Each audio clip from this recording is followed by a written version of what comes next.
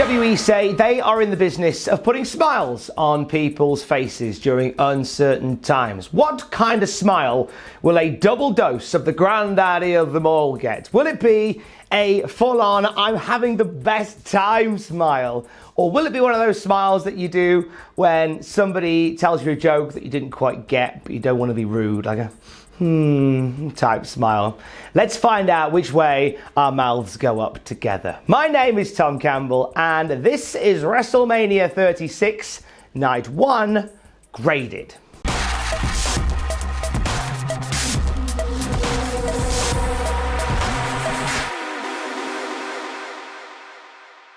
Just the one match on the Kickoff show, and it's Cesaro versus Drew Gulak. They have fun. Cesaro wins with a hands-free swing. Love that. More of that, please. C+ on the match. Nice way to warm the room up. Crowd were popping at the end. Michael Cole needs a little bit of a nod of love here. Did solo commentary for the Kickoff show, and you forget that Michael Cole has got some really strong commentary chops. I thought he was great flying solo in this one. He won't be solo for the rest of the night though, as just before our next match starts, he is introducing us to his tag team partner for the evening, and it is Hall of Famer in waiting, JBL. Oh, they're back together. We party on Friday nights, Muggle. Except it's Saturday nights in the Performance Center, Muggle. That we recorded a few weeks ago, Muggle. You get the idea. Opening match of WrestleMania is the Kabuki Warriors versus Nikki Cross and Alexa Bliss. Bliss and Cross look great throughout this one, but the Kabuki Warriors keep finding ways to shut individual team members down. They work over Nikki Cross in the early stages. She gets the hot tag to Alexa Bliss, who eventually gets wound down as well. And then finally, the hot tag to Nikki Cross just sees Nikki going wild once again. We see a pin from Nikki get broken up by an insane elbow. We see a pin from Asuka get broken up by a twisted Bliss. They go back and forth. We eventually see Nikki Cross hitting that beauty of a spinning fisherman's before Alexa Bliss hits Twisted Bliss off the top rope. 1, 2, 3. We have brand new women's tag team champions to kick off the night at WrestleMania. Given this a C+, these guys always mesh really well together, and this was a really good, fun match to get us underway. Maybe a touch long, maybe, but it was good. It was good fun, and it's nice to have a title change to kick off the weirdest WrestleMania ever. Out comes King Corbin for the next match. He says that Elias, after being hoofed off the balcony, is in no fit state to wrestle, so he demands the referee declare him the winner, but Elias will not be denied. He makes his way out to the ring, and the fight starts on the ramp with Elias smashing the guitar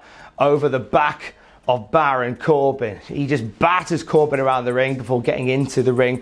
When Corbin gets to his feet, the bell sounds, then the match officially begins. A lot of intensity from Elias here, but whenever Corbin is in charge, Corbin shows how good he is at that promos mid-ring. He's just promoing constantly throughout this match. Normally to the announce table, sometimes just to Elias, sometimes to the referee, just whoever. Elias fights back against a very, very aggressive Corbin. We see some real fire from Elias in this match when he's punching and kicking Corbin in the corner, and the referee has to break him up. We see Corbin go for a cheap win using the ropes. The referee sees it and stops the pinfall, and as Corbin is declaring his innocence, suddenly Elias does a quick roll up, grabs the tights as well, and gets the 1, 2, 3. Elias with a cheeky, dirty win over King Corbin. C+ again for this one. Another match where they blend really well together. Two guys that just have a nice chemistry. I think this is one of Elias's best matches so far. I think it's one of his, at least one of his best WrestleMania performances. I just really liked him here. Like he showed a lot of aggression and a lot of character. The Raw Women's Championship is on the line next as Becky Lynch defends the title against Shayna Baszler. Now, we all went into this thinking this is the hubris of Becky Lynch, and we end up thinking, oh, they're dragging out the hubris quite a bit. Becky Lynch and Baszler fighting around the outside of the ring, but Becky starts to get over on Shayna Baszler, throws her into the steel steps near the start of this match, just showing some real fire from Becky Lynch. Back in the ring, we see them constantly jockeying for position. We see a sequence where they are punching and kicking each other whilst hanging onto the apron. This is just a real battle. This feels like a blood feud between two people that do not like each other. We see Shayna start to pull away as she does that pendulum swing powerbomb onto the outside of the announce table, just clattering Becky's head on the announce table. Then we get back into the ring, and there she is trying to apply the clutch, and Becky's trying desperately to get out of it, but we think this is it. Clutch goes on, this is it. Becky rolls back, turns it into a pin. 1, 2, 3. Becky Lynch retains the Raw Women's Championship, much to the shock, I think, of not just me, but quite a few people.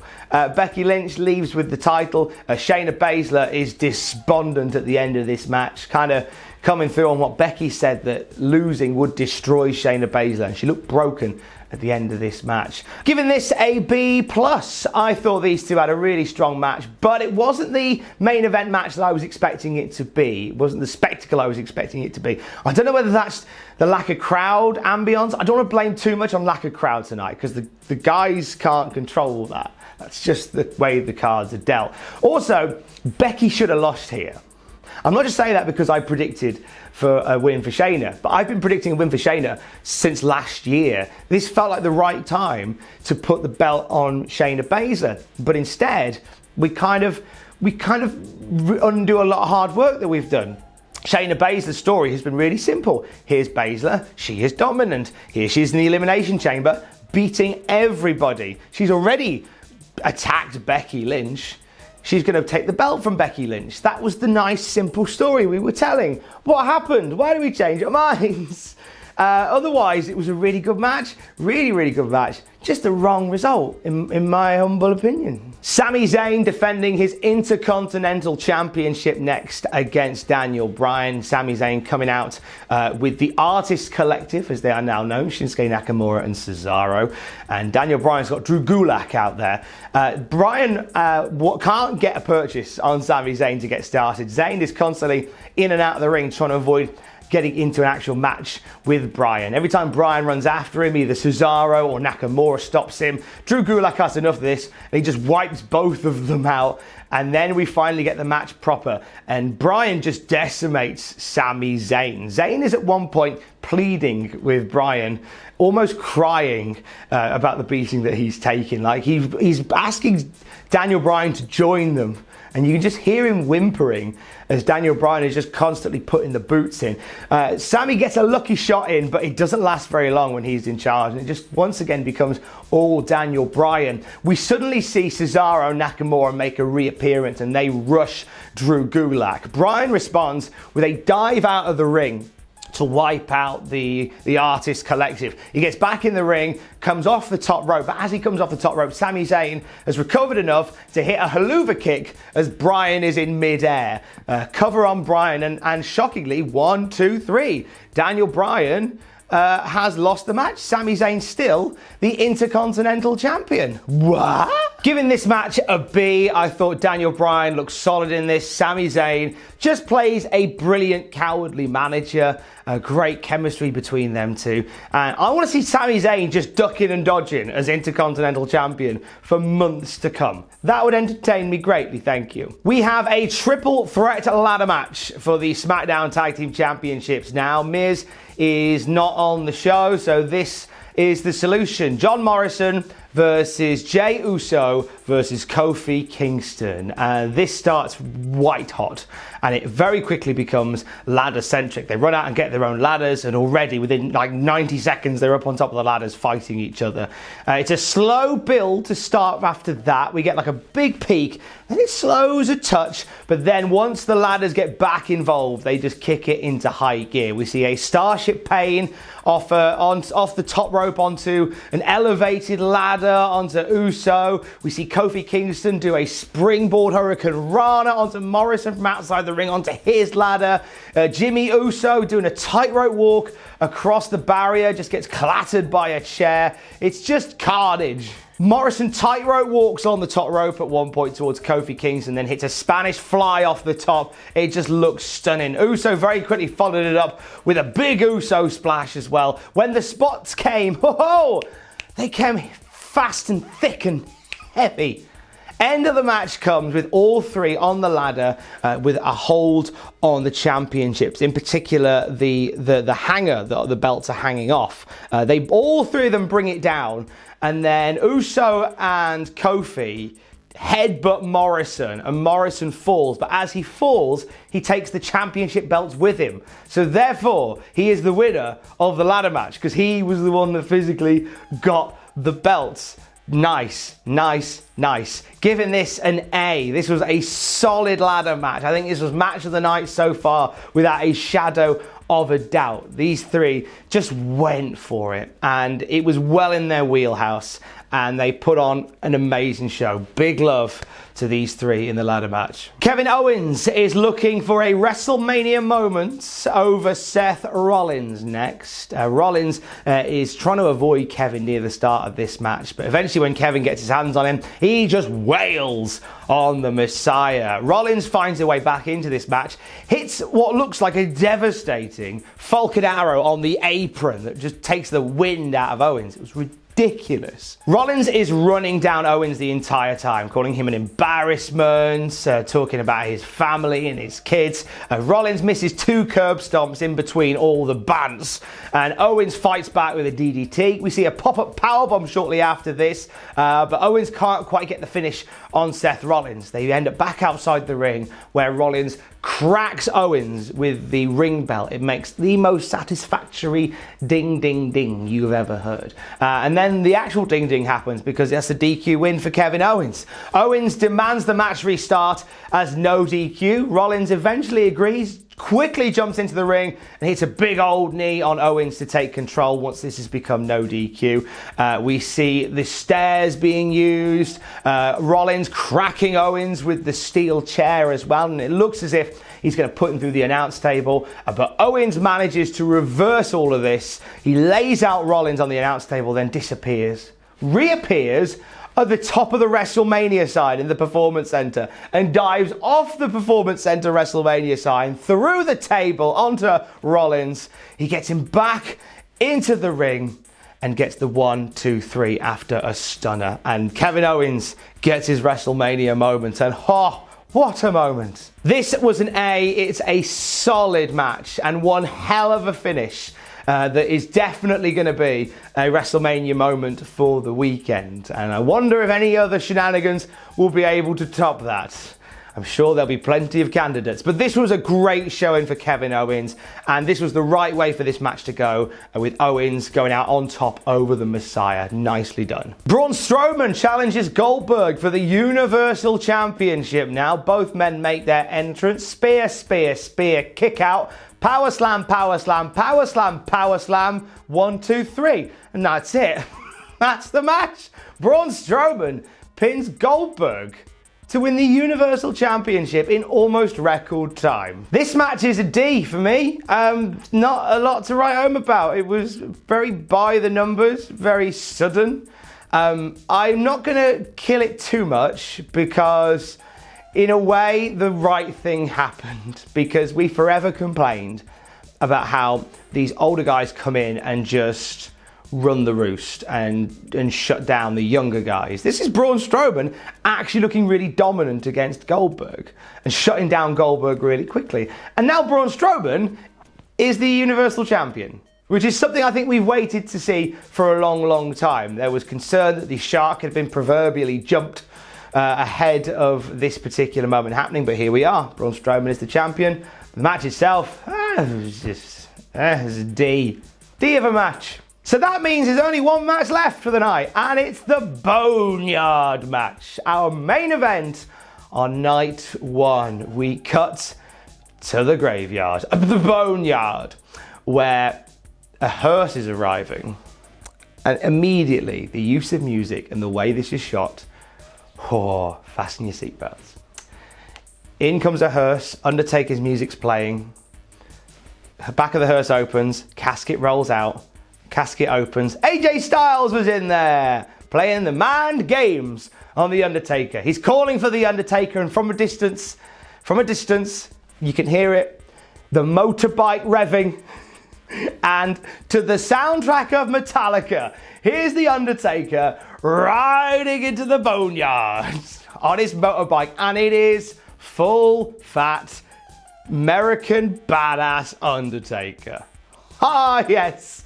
Undertaker proceeds to beat AJ Styles the same way that your dad would beat the school bully after he picked on you. Just kind of throttling him, pushing him around, saying, "Come here, boy. Hey, you want to be famous? Come here, boy." AJ just gets waffled by the Undertaker through some of this. We see AJ make a brief comeback using some soil and a low blow, but this is just Undertaker battering the lad. Then, here from nowhere, as if we'd almost forgotten about them, here come Anderson and Luke Gallows. The Good Brothers are here, and they've got backup. These massive garage doors open and reveal a whole army of druids. So Undertaker starts fighting off the druids in the middle of this boneyard. And just as he's getting the upper hand, there's AJ Styles with a tombstone, the actual tombstone, not the move, the tombstone. And AJ puts the Undertaker in this pre-dug grave, and he's about to use the tractor to fill the grave up, when from behind him, from behind him suddenly appears Demon Undertaker from off of the late 90s. And Demon Undertaker proceeds to chase AJ Styles onto the roof of a nearby building. AJ Styles tries to escape. Demon Undertaker produces fire, and they fight on the roof. The Good Brothers, Luke Gallows and Carl Anderson, go up to fight the Undertaker. They both get thrown off the roof in different ways. AJ Styles gets chokeslammed off the roof of this building to his death. Undertaker goes down to meet him, carries him over to the gravesite, and it looks as if he's going to let him off the hook. He kind of picks him up and hugs him and says, "Hey, you gave me quite a fight there, boy." He's like rubbing his head, like he's just done a really good crayon painting. "Well done. You gave me a real good fight." Undertaker walks off, then just boots AJ, and he falls into the gravesite. Undertaker gets on the tractor, buries him in the dirt, reveals the tombstone, said AJ Styles on it. It was AJ's grave all along. Undertaker gets on his bike, raises his hand. We get the Undertaker symbol light up blue behind him. Metallica plays and he rides off. And that is the end of WrestleMania Night 1.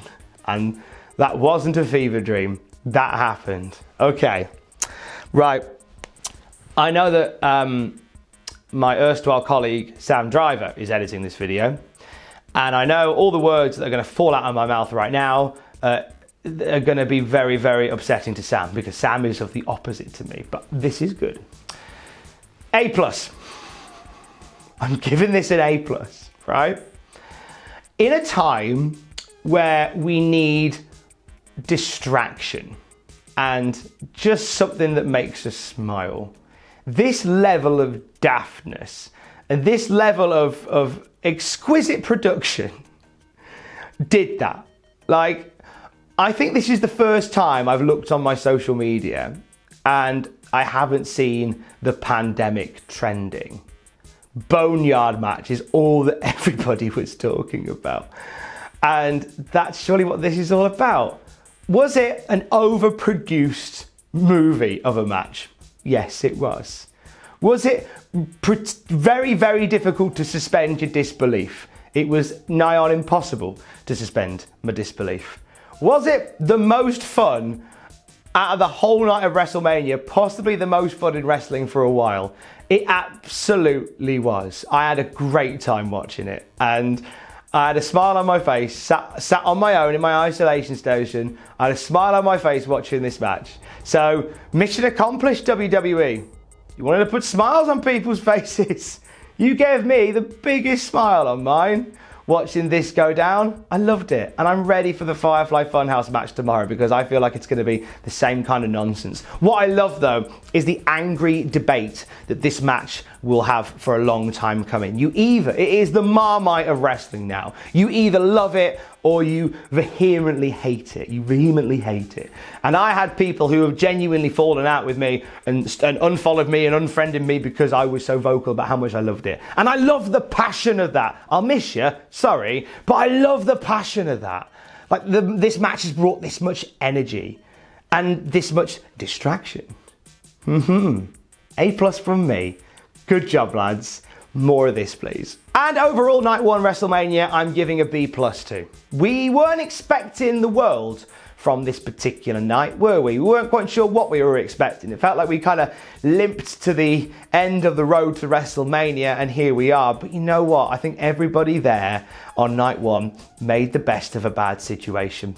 Everybody who went out there worked and grafted, and there were points where you kind of had a little cold moment when you realised, oh, this is WrestleMania, isn't it? Oh no, this is weird. When there was deafening silence. But overall, everybody went out there and they worked incredibly hard and put on a really fun night of wrestling. More for night two, please.